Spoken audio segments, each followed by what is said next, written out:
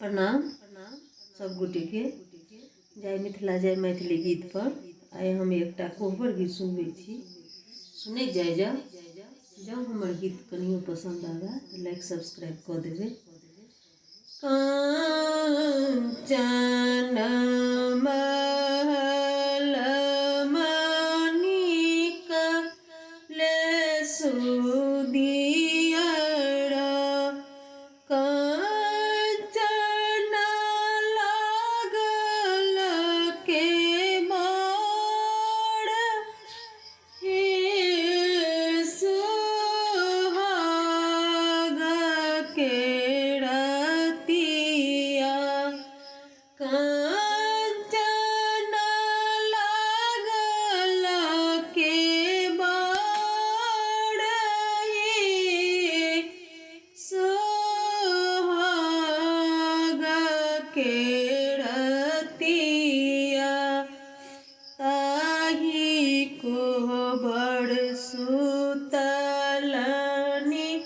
दुल्हा सुंदर दुल्हा, संग सुतलन सुकुमारी,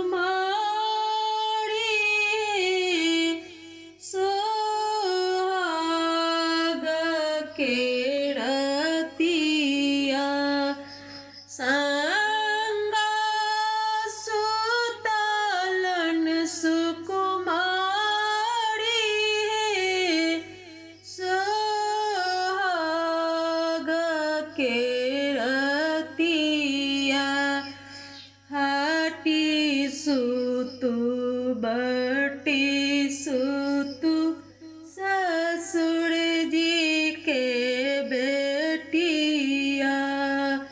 हटी सुतु बटी सुतु ससुर जी के बेटिया। आँगन में चादर मलिन, हे सुहाग के रतिया। आँगन में चादर मलिन, हे सुहाग के रतिया।